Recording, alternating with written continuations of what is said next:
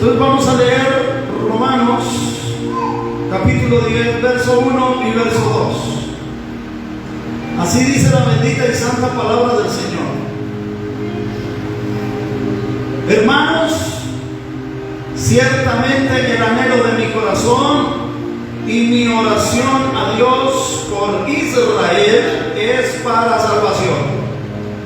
Porque yo les doy testimonio de que tienen celo de Dios, pero no conforme a ciencia.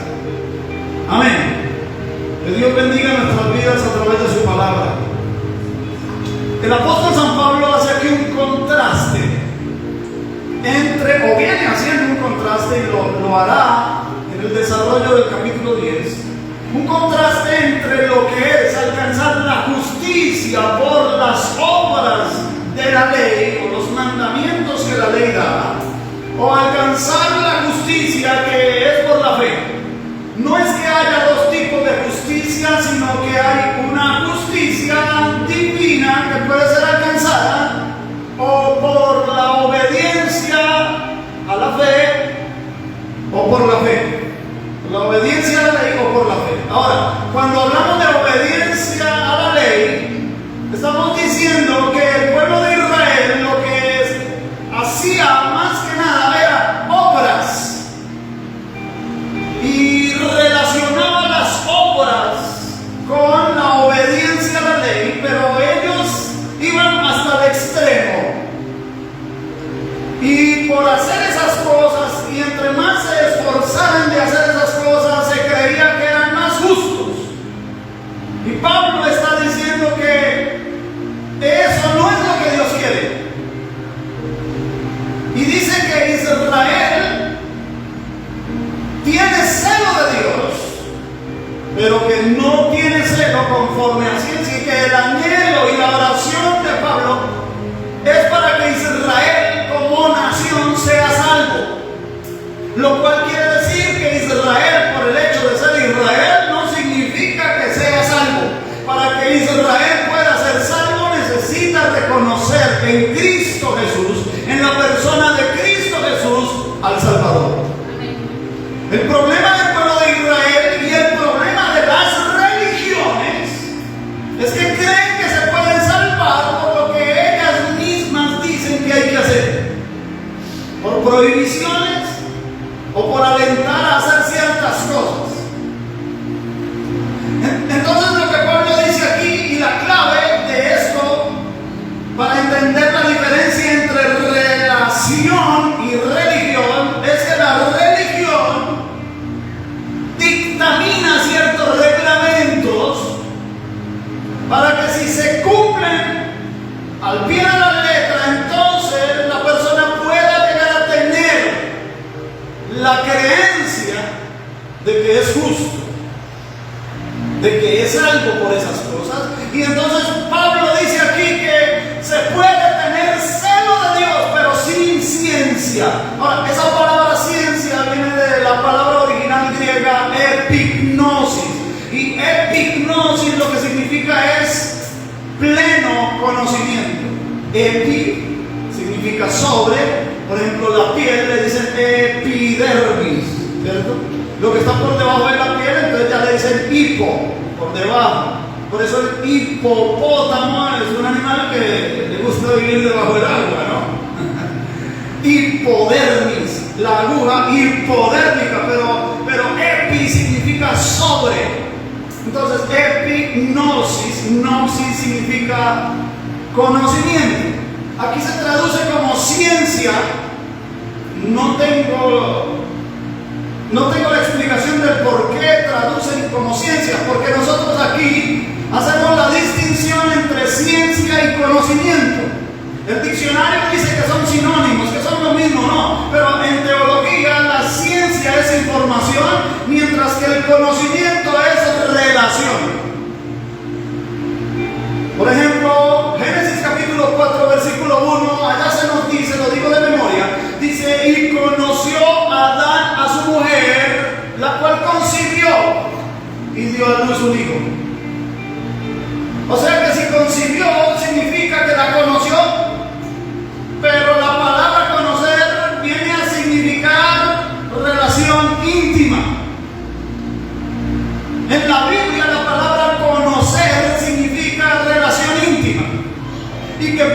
puede ser que dé fruto esa relación íntima.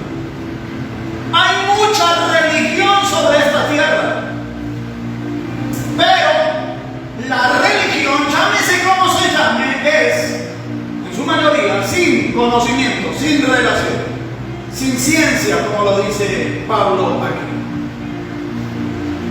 Y este fue el problema de Caín realmente. Caín pensó agradar a Dios por lo que él hacía,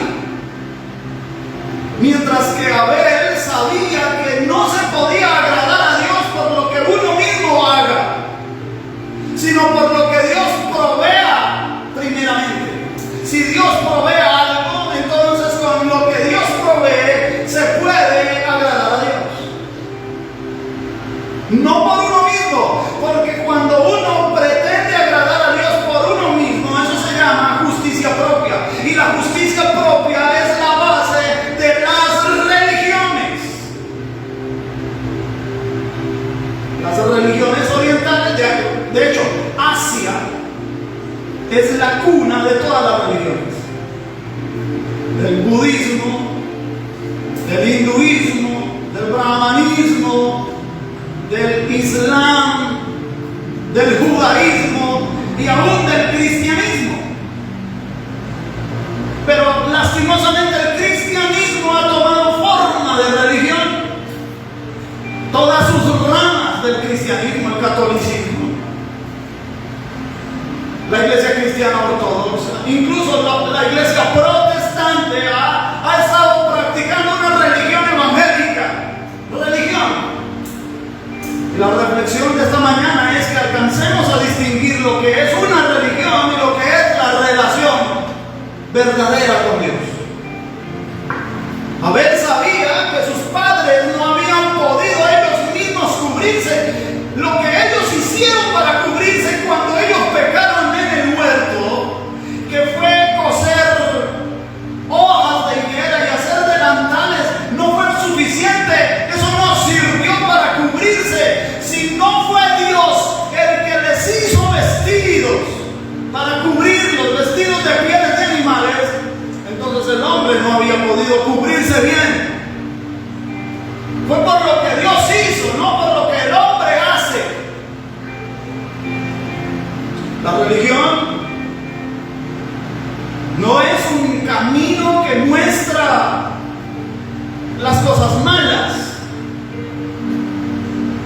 Lo que quiere la gente es tratar de agradar a Dios. Lo que quiere la gente en la religión es tratar de agradar a Dios, pero con sus propias obras, en sus propias fuerzas. Cuando no hay conocimiento de Dios, entonces incurrimos en la religión. La gente no quiere hacer las cosas mal. Lo que la gente quiere es saber, bueno, ¿cuándo debo ayunar? ¿En qué momento debo ayunar? ¿Cuándo es correcto ayunar? ¿Qué tanto tiempo es bueno ayunar? Y el apóstol San Pablo, en otra parte, en 1 Timoteo, en el capítulo 4, vamos a leer algunos versículos de cómo el apóstol Pablo aclara lo que es la religión. Desde el verso 1. Pero el Espíritu, y esa palabra Espíritu se está refiriendo al Espíritu Santo, el Espíritu dice claramente que en los postreros tiempos, y hoy más que nunca estamos en más postreros tiempos que cuando se escribió esa carta. En los postreros tiempos algunos apostatarán de la fe. ¿Qué es la apostasía? Algunos piensan que la apostasía es simplemente abandonar la fe. Pero hay varias clases de apostasía. Hay apostasías desde la religión. Y dice, escuchando a espíritus que engañadores y a doctrinas. O sea que los demonios tienen doctrinas. Versículo 2. Por la hipocresía de mentirosos que, teniendo cauterizada la conciencia, verso 3 hasta el 5, prohibirán casarse. Nótese, ¿cómo hacen los demonios para transmitir sus doctrinas? A través de la hipocresía de hombres mentirosos. Cuando una persona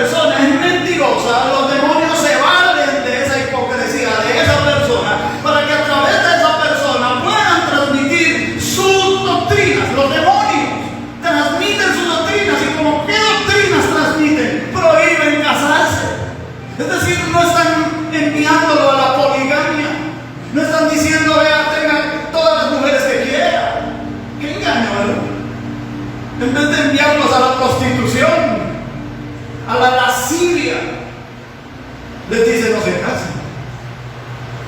¿En dónde está la trampa? La trampa está en prohibir lo que es normal. Porque el matrimonio fue instituido por Dios. Y es normal el matrimonio. Y las doctrinas de los demonios están diciendo no se casen. Prohíben lo normal. No prohíben lo que no es normal. Prohíben lo normal. Lo que ya Dios estableció. Y entonces sigue diciendo, mandarán a abstenerse de alimentos. No comas esto, no comas aquello, eso es pecado. Si comes eso, si tomas tinto, es pecado.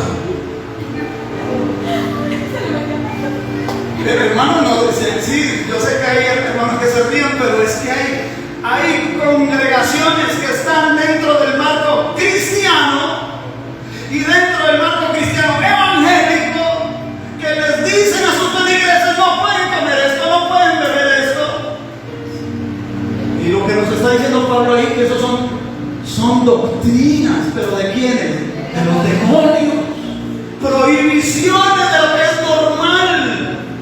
Alimentos que Dios creó para que con acción de gracias participasen de ellos los creyentes y los que han conocido la verdad. O sea que cuando nosotros conocemos la verdad, sabemos que los alimentos son buenos. Solamente que hay que dar acción de gracias al Señor. Porque si algún alimento de esos, alguien te ha dicho, esa carne tiene una bacteria muy dañina para tu salud, con la acción de gracias esos alimentos pueden ser consumidos. No es que han prohibido la leche de las cantinas, que antes nos vendían la leche a nosotros. Los señores pasaban con una cornetica por las cuadras, ellos llevaban triciclo y las cantinas y la gente salía con sus ollas y de allí le echaban la leche y después uno hervía la leche y mi mamá sacaba la nata de la leche para hacer mantequilla. Nunca nos hizo daño, pero de un tiempo para acá los gobiernos han prohibido esa leche. Sí, es prohibido tomar esa leche. Lo que es lícito es tomar la leche con unos cuantos químicos. Y nos han dicho, no tomes esa leche y no tomes. No, hermano, hay gente que lo que le hace bien es la leche, que es recién ordeñada. Pero nos han dicho que eso nos hace daño y nosotros lo hemos creído. Doctrinas de demonios que incluso los gobiernos mismos promueven. Verso 5, con esto terminamos. Porque por la palabra de Dios y por la oración es que santificada. Y te han dicho no puedes comer morcilla, porque la morcilla se echa con sangre. Pero si investigásemos un poquito, por el amor a Dios, estamos en la era de las comunicaciones. Podemos ir al hermano Google. El hermano Google nos dice de todo, o a la hermana Wikipedia. Y ella nos dice la información. Mira, sí, la sangre, sí, la hacen con sangre, sí, pero cuando la sangre pasa por cierta temperatura de cocción, la sangre pierde todas sus propiedades de sangre y se vuelve solamente colorante. Ahora, no estoy diciendo esto porque es que yo como rellena y me gusta la morcilla. No, de hecho, yo no compro morcilla. Pero si me la sirven en un plato, hermano, con acción de gracias, la como. No promuevo el consumo de la morcilla, entiéndase bien. Estoy diciendo que cuando nos prohíben las cosas, no puedes comer, no puedes beber, no te puedes vestir así, no puedes hacer asá. Prohibiciones impuestas prohíben lo que es normal.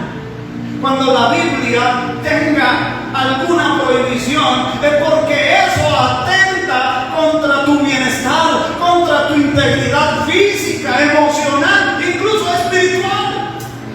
Cuando la Biblia dice no hagas esto, no hagas aquello, esos son los mandamientos negativos en la Biblia, es porque nos está revelando la Biblia que Dios nos creó con cierto propósito, pero por causa del pecado ese propósito comenzó a ser dañado. Entonces nos dice no codicies. Pero la codicia era porque surgió por el pecado. Y cuando la Biblia dice no codicies, la Biblia lo que está diciendo es tú fuiste creado para no codiciar nada, pero tienes naturaleza de pecado que te hace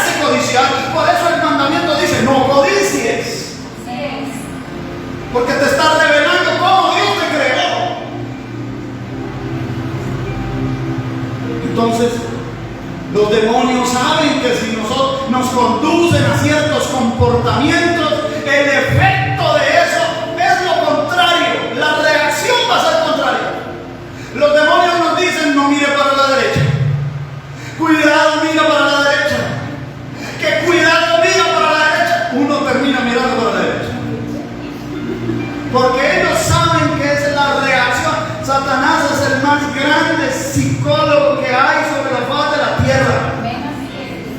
Él ha venido observando la conducta humana desde el primer hombre y la primera mujer. Lleva miles de años observándonos. Sabe cuál es el patrón de nuestra conducta, de nuestro comportamiento sobre la tierra, y puede acertar con gran certeza, perdón la redundancia, que la cascarita que nos pone, nosotros se la vamos a pisar. Él lo sabe. Los demonios lo saben. Toda prohibición va a tener una reacción. La reacción es sobre todo contraria a lo que se nos prohíbe. Satanás se te va a presentar a ti como el liberador, cuando en realidad lo que va a hacer es esclavizarte,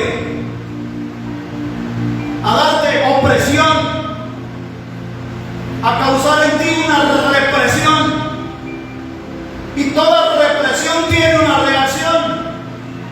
Y la reacción de la represión es la depravación. Debemos entender que algunas de las funciones de nuestra conciencia pueden ser afectadas por la mentira. Cuando uno conoce la verdad, cuando uno tiene conocimiento, relación con la verdad, uno puede discernir muy claramente cuando algo es una mentira, aunque la mentira se parezca mucho a la verdad. Ese es el peligro de la mentira, que se parece mucho a la verdad. Y entonces uno no va a ser engañado tan fácil. Pero si a ti te han enseñado una mentira y tú la has creído como verdad, tu conciencia te va a encauzar de acuerdo a la mentira que tú asumiste como paradigma. Entonces tú puedes hablar con una persona religiosa y vas a ver el comportamiento de la persona religiosa. La persona religiosa se vuelve iracunda cuando se le muestra la verdad, porque a ellos se les ha enseñado una mentira y esa mentira la han asumido como paradigma. Dile tú a una persona, lo voy a decir con nombre propio, perdóneme el Señor porque no es mi intención hablar de nadie, no hablamos de las personas, hablamos de los sistemas religiosos que esclavizan a las personas. Entonces hablas con una persona católica y le muestras por la Biblia que la Biblia dice que la idolatría es algo que Dios no quiere, y enseguida ellos con vehemencia se defenderán y dirán: nosotros no somos idólatras. Simplemente recordamos las cosas, ilustrándolas. Es un recuerdo, como tener la foto de la mamá, del abuelito. Lo mismo, ahí está la de Santa Fulana y el Santo Fulano. ¿Sí? Tú hablas con una persona adventista y tú le muestras el versículo que acabamos de leer en Timoteo y te va a decir: pero Dios prohíbe ciertos alimentos. Y te dirá eso con vehemencia. Y defenderán la mentira que les han inculcado en sus mentes y en sus corazones. No son libres, son religiosos y esclavos, y permanecen en una iglesia por miedo, porque les han dicho que si se van caen bajo maldición. ¿Qué libertad tienen ellos?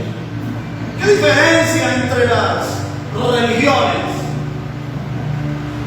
Y lastimosamente, iglesias evangélicas que amenazan a sus feligreses del mismo modo y que atentan contra los hermanos en Cristo, llamándolos hijos del diablo, y no tienen temor de salir diciéndolo por las redes sociales. Lo dicen con nombre propio: fulano de tal. A los pastores, otros pastores. Nosotros no somos quienes, no podemos juzgar la salvación que al Señor le ha placido brindarle a otros. No somos elitistas ni sectaristas. Predicamos la libertad en Cristo, pero la libertad en Cristo no es hacer lo que se nos venga en gana. La libertad en Cristo es hacer las cosas conforme a la voluntad de Dios para agradarle, y nuestra conciencia se encausa por la palabra de Dios, no por lo que un líder religioso diga. Usted no tiene que creerle al pastor, usted tiene que creerle a la Biblia, a la palabra de Dios. Mira, por ejemplo, Colosenses. Vamos a ir a Colosenses en el capítulo 2. Vamos a leer aquí unos 3, 4 versículos desde el verso 18. Mira cómo Pablo desarrolla esto. Nadie os prive de vuestro premio, afectando humildad. Es que hay gente que parecen humildes y culto a los ángeles, hacen culto a los ángeles, no a los demonios, entremetiéndose en lo que no han visto, porque el mundo espiritual no se ve. Es difícil de entender el mundo espiritual. Vanamente hinchado por su propia mente carnal, el siguiente versículo, y no haciéndose, esa palabra es agarrándose, aferrándose de la cabeza. Esa palabra es una forma de decir Cristo. Cristo es la cabeza, en virtud de quien todo el cuerpo, que es la iglesia, nutriéndose y uniéndose por las coyunturas y ligamentos, o sea, debemos estar unidos, porque un cuerpo está unido, la mano no está separada del cuerpo, la mano funciona porque está pegada al cuerpo. Aunque hay gente que tiene manos y no le sirve. ¿No han visto ustedes personas que no le sirven los pies, no le sirven las piernas, tienen algún problema de conexión en los neurotransmisores, personas que sufrieron algún accidente o nacieron así? O sea que tienen el cuerpo y los miembros, pero los miembros no sirven. Lo que sirve es la cabeza. Y en la condición de la iglesia hoy día es así. Lo único que sirve es la cabeza, que es Cristo. Y la iglesia no hace nada. Están esos miembros ahí, existen los miembros, pero no hacen nada. Un cuerpo parapléjico, paralítico. Dice, crece con el crecimiento que da Dios. ¿Cómo crecemos nosotros? Con el crecimiento que da ¿quién? Dios. El otro versículo, pues si habéis muerto con Cristo en cuanto a los rudimentos del mundo, no piensen que los rudimentos del mundo son vaya a beber cerveza, váyase a bailar, vaya a consumir drogas, váyase a fornicar. No, los rudimentos del mundo son esos que el mundo nos dicta. ¿Qué es lo que hay que hacer para tener éxito? Entonces puedes comprar un libro que dice 7 pasos hacia el éxito, 10 pasos breves hacia la autosuperación. Es lo que dice el mundo. Nosotros somos expertos para planificar, para sacar estadísticas. No es que sea malo, no, planificar es bueno, sacar estadísticas, todo eso es bueno, pero es malo cuando se hace sin Dios. Así es. Es como esa novela de Maurice Joly, que se titula Diálogo en el infierno entre Maquiavelo y Montesquieu. Ay, qué título ese, pero tengo que explicar un poquito para que tenga sentido lo que voy a decir. Maquiavelo, ¿quién fue? Un político, consejero político, un escritor, un estratega italiano, que vivió por allá en los años 1500, como la canción. No, la canción es de los años 1600. En los años 1600, los años 1500. Creo que murió en el 1527, para que tengan una idea. De ahí nada más el nombre se ha tomado para cuando alguien manipula, infiltra los poderes y los corrompe. A eso se le llama maquiavélico. Porque Maquiavelo existió, hermano. Resulta que Maquiavelo se muere, como 200 años después aparece Montesquieu, ya ese es francés. Y él hace unos escritos en donde propone la separación de los poderes, a descentralizar el poder en un rey, en una corte y dice, no, que hayan poderes, que está ahí el poder legislativo, el poder jurídico, el poder ejecutivo, ¿cómo es? El judicial, y que uno vigile a los otros y él también sea vigilado por los otros, y así es como va a funcionar la cosa. Todo esto fue producto de la Revolución Francesa y etcétera, pero Montesquieu también se muere y llega al infierno. Ambos están en el infierno, se encuentran allá y empiezan a hablar. Entonces Maquiavelo, Montesquieu le cuenta cómo han cambiado las cosas desde 200 años después. Mira, han cambiado las cosas, ya los reyes ya no tienen tanto poder, ya se separaron los poderes y ahora sí unos vigilan a los otros. Y mientras Montesquieu le está contando eso a Maquiavelo, Maquiavelo le va diciendo, no, pero ese poder se puede corromper. Le voy a explicar cómo se puede corromper, y le empieza a explicar cómo infiltrar y corromper todos esos poderes. ¿Por qué estoy diciendo eso? Porque a nosotros nos gusta hacer planes y decir esto es así, es que va a salir bien. Al principio podemos tener ilusiones de que va a salir bien hasta que nos encontramos con la naturaleza humana caída. Y la naturaleza humana caída es como un cuervo que le queremos poner plumas de paloma, pero cuando pasa un ventarroncito las plumas empiezan a salir volando y se descubre la verdadera naturaleza. Un cuervo, un carroñero, un comedor de carroña, un quebrantahuesos. Eso es nuestra naturaleza. No podemos confiar en ella. Debemos confiar en el Señor, en el poder de su fuerza.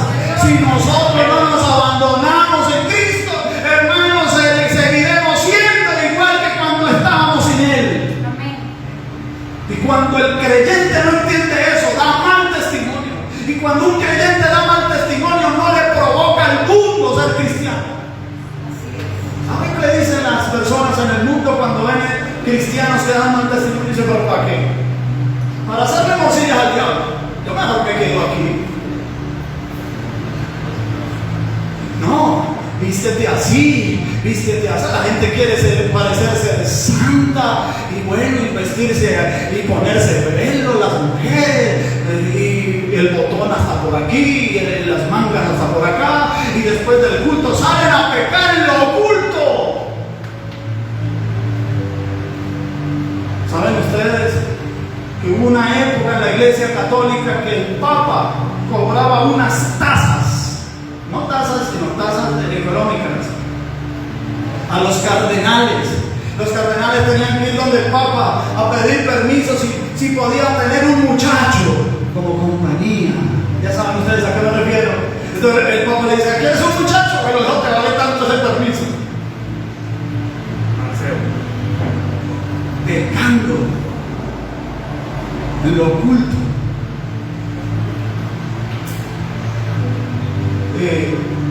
Pues si habéis muerto con Cristo en cuanto a los rudimentos del mundo, ¿por qué, como si vivieseis en el mundo, os sometéis a preceptos? Verso 21. Tales como no manejes, ni gustes, ni aún toques, lo dice la Biblia. Verso 23, 22. En conformidad a mandamientos y doctrinas de hombres, cosas que todas se destruyen con el uso. Verso 23. Tales cosas tienen a la verdad cierta reputación de sabiduría, oculto voluntario, en humildad, en duro trato con el del cuerpo, pero no tienen valor alguno contra los apetitos de la carne. Vaya, suba a Monserrate 7 veces o 9 veces si quiere, y hágalo de rodillas. Y si no quiere ir para Monserrate a hacerlo, hágaselo allá a la iglesia del Divino Niño. O si no, hermanos, ayune 3 días seguidos. No, mejor no, 40 días seguidos para que quebranten la carne. Claro que vas a quebrantar la carne si tú ayunas en dirección que Dios te haya direccionado a hacerlo. Porque si no, esas cosas no tienen poder contra los apetitos de la carne. Vestirnos de alguna manera, dejar de comer algunas cosas, no tocar algunas otras, volvernos faquires, eso no elimina las pasiones de la carne. Ganarle el poder a la carne no es desenchufarnos de la carne.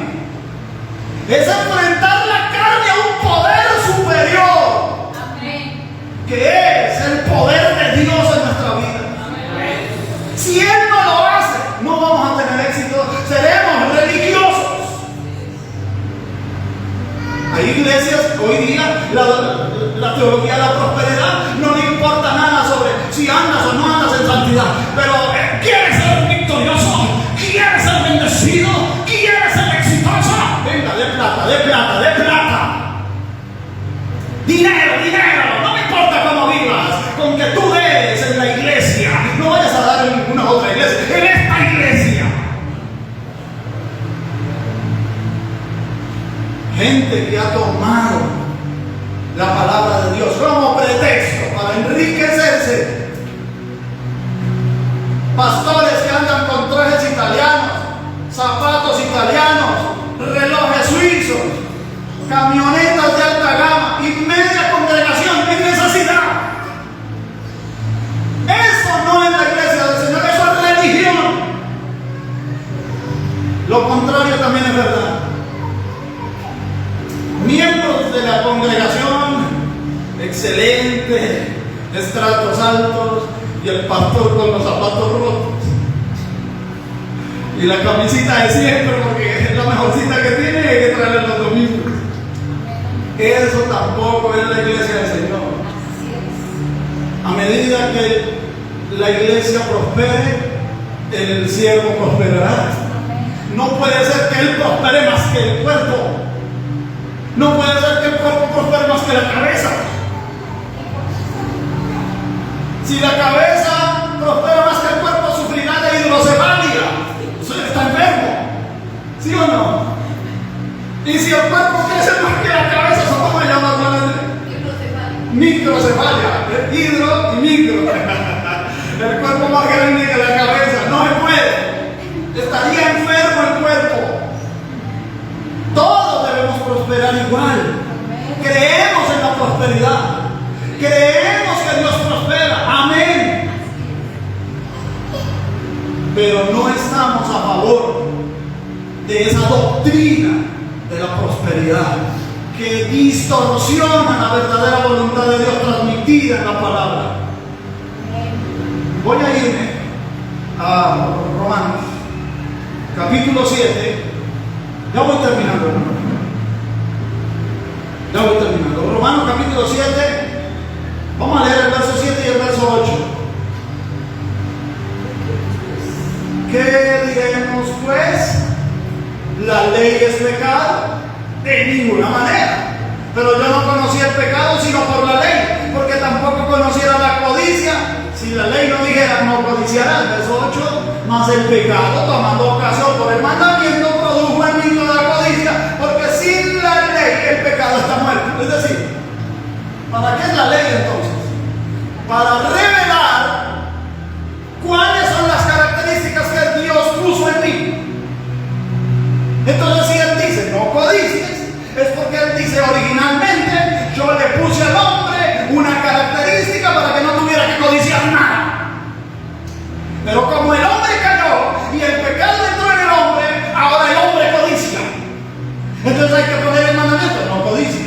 Cuando el mandamiento dice no codicies, me revela que originalmente yo no fui creado así. Cuando el mandamiento dice no hurtes, me revela que originalmente yo fui creado para no hurtar. El ser humano fue creado para esas cosas. Los mandamientos positivos, cuando dice honra a tu padre y a tu madre, nos está diciendo que originalmente Dios nos creó para honrar al padre y a la madre.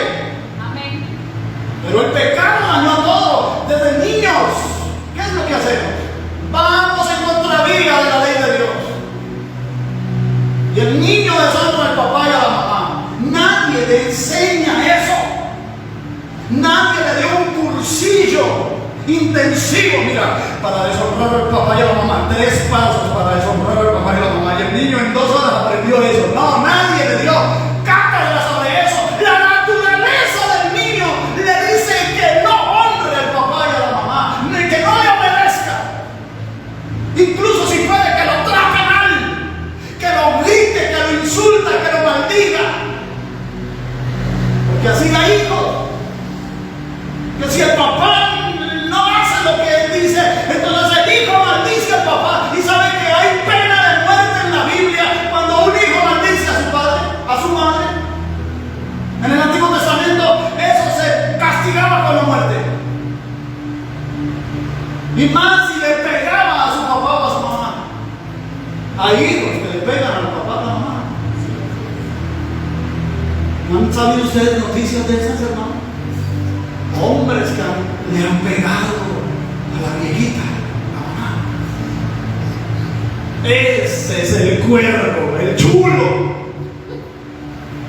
el carroñero, ese viejo hombre.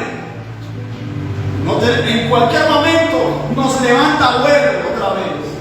Por eso es que tenemos que venir, hermano, a la congregación, porque la Biblia dice que no dejemos de congregarnos. Por eso es que tenemos que orar, porque la Biblia dice que oremos. Por eso tenemos que ayunar, porque la Biblia dice que ayunemos. No porque un líder religioso nos lo imponga, es porque el Espíritu Santo me llevará a hacerlo. Y si a mí me conviene hacerlo, lo hago, porque es para mi salud espiritual. Ahora, poco conocimiento, conciencia débil. Más conocimiento, conciencia más madura, más fortalecida.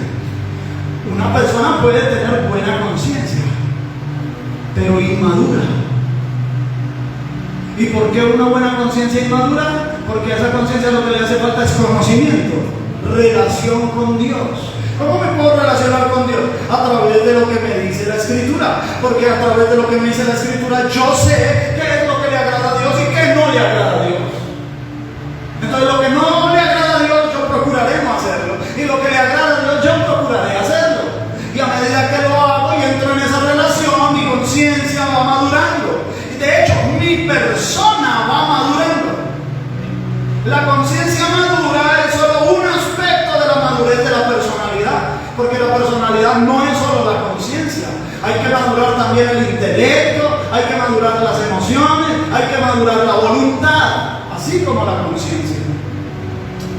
¿Y qué es la madurez? ¿Realmente qué es la madurez? Mira, la madurez es haber aprendido de los errores de ayer. ¿Somos perfectos? No. ¿Hemos cometido errores? Sí, pero estamos aprendiendo de ellos. Cuando el ser humano no aprende de los errores de ayer, no ha madurado, así tenga 80 años. Comete los mismos errores, una y otra vez. El mundo no ha madurado, porque el mundo no ha aprendido de su propia historia. Vamos de mal en peor. Entonces, como el mundo no ha madurado, Dios tendrá que madurar el mundo a la fuerza. Tú sabes que una fruta tipo exportación, si se va a exportar, la fruta tiene que comerse sin dejarla golpear, empacarla lo más de bien y luego exportarla para que no llegue por un lado madura, porque la fruta por donde se golpea, por ahí empieza a madurarse rápido. Dios lo sabe, que lo natural revela lo sobrenatural, y entonces el mundo va a tener que recibir un golpe para que madure, porque si no hay madurez no habrá cosecha. ¿Cuál es la cosecha? La segunda venida de Cristo. ¿Y cuál es el golpe para que madure? La gran tribulación. No tengo tiempo para meterme en ella. No tengo tiempo para meterme. Dios es celoso. Lo dice en su palabra, en el decálogo, en los 10 mandamientos. No lo tengo en mis notas, pero mami, por favor, Éxodo. Leamos esos dos versículos. Éxodo capítulo 20, verso 4 y verso 5. Lo dice, mire, Dios dice, soy celoso. Lo que las religiones prohíben, no se casen. Porque uno se casa para tener hijos. No solo para tener hijos, para dar afecto y para recibir afecto, para amar como Dios ama. Mire, no te harás imagen ni ninguna semejanza de lo que está arriba en el cielo, ni abajo en la tierra, ni en las aguas debajo de la tierra. 5. No te inclinarás a ellas ni las honrarás, porque yo soy Jehová tu Dios, fuerte y celoso, que visito la maldad de los padres sobre los hijos hasta la tercera y cuarta generación de los que me aborrecen. Soy celoso, yo soy tu marido, no quiero que tengas otros maridos.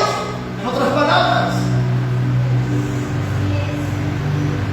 cuando los demonios usan las doctrinas para que al final ellos sean adorados,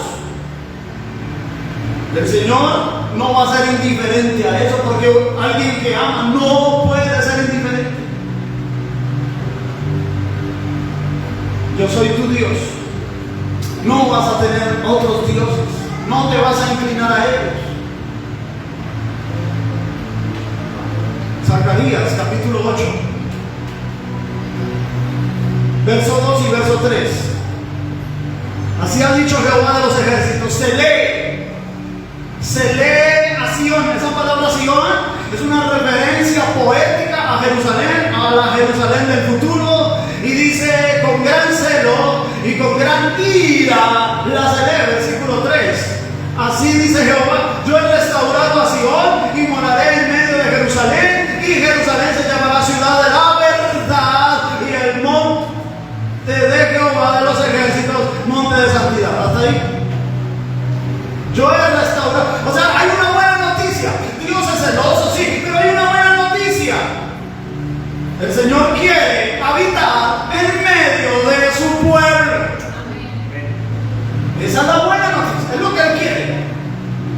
Pero Satanás está estorbando eso.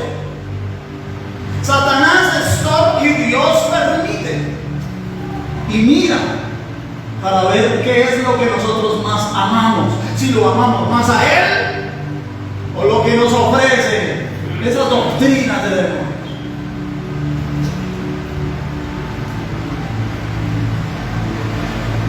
Mira, vamos a pasar para terminar ya Malaquías.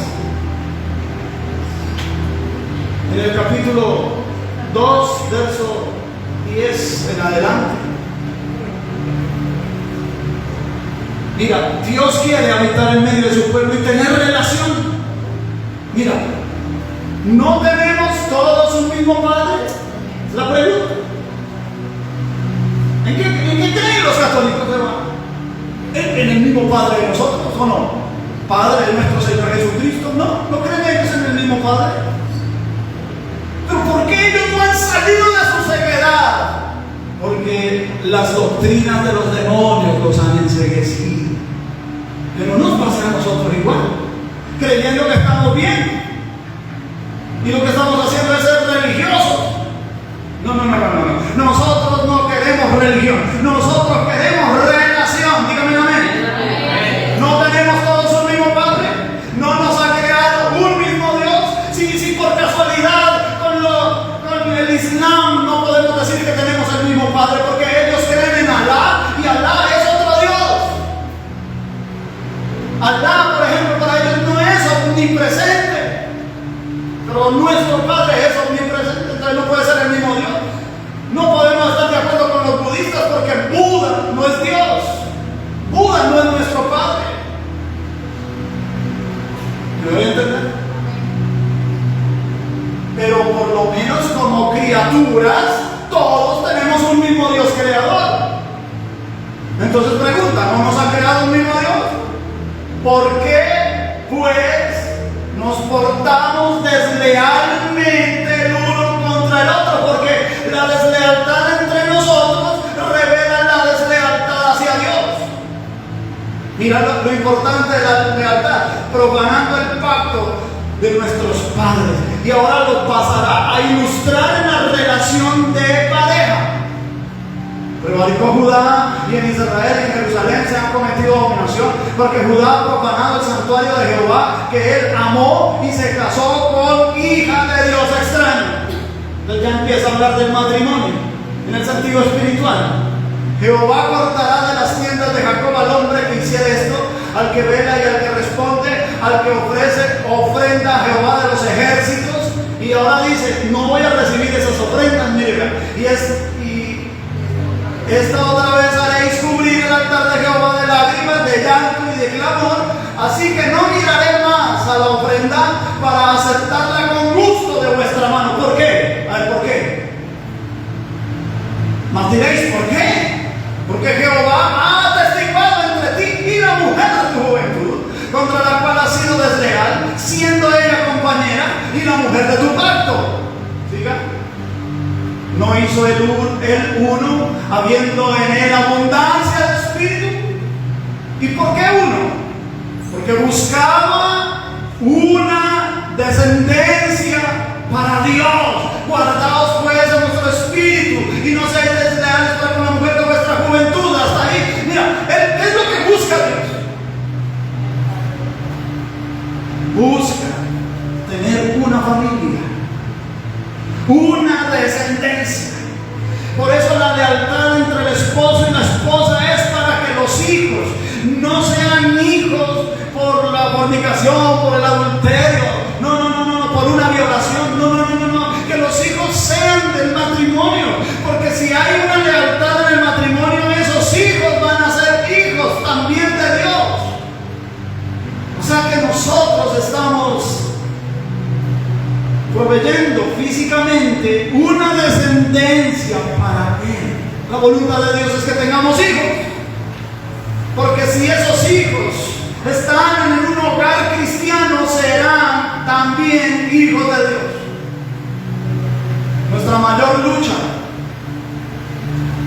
empezará en la casa con nuestros hijos. Yo puedo ser maestro de seminario bíblico, yo puedo ser muy pastor, lo que sea, pero si fracaso en predicar el evangelio a mis hijos, fracasaré en el resto. Porque para esto es que nos hizo Dios, para que Él por nosotros tenga descendencia, y que nuestra descendencia sea para Él, no para el diablo. Mi esposa tiene un dicho, dice: me niego a que los hijos que Dios puso en mi vientre nacieran para servirle al diablo. Nuestros hijos deben servir a Dios, consagrarlos a Dios en oración. Cuando están pequeños uno los puede adiestrar desde pequeños y traerlos a la iglesia, y si hacen pataletas, ¡ay, no les gusta la iglesia! Uno hay mucho escándalo ahí, sacan un momentico, dos palmaditas, espera que cambie y vuelve y lo entra. Así hacíamos nosotros siempre. Nos pataleaban en la iglesia, tocaba sacarlo de dos palmaditas y ya, estamos en la casa de Papito Dios. Ya venían otra vez, se sentaban, se quedaban bien, aprendieron a comportarse en la casa de Dios, y hoy por hoy nos ayudan en la casa de Dios. Amén. ¿Se dan cuenta? ¿Van a tener problemas? Sí. ¿Van a tener tentaciones? Sí, pero van a encontrar apoyo. Uno de mis alumnos un día me hizo la pregunta, hablando del tema de la homosexualidad, y me hizo la pregunta: maestro, pero si usted tuviera un hijo homosexual, ¿qué haría?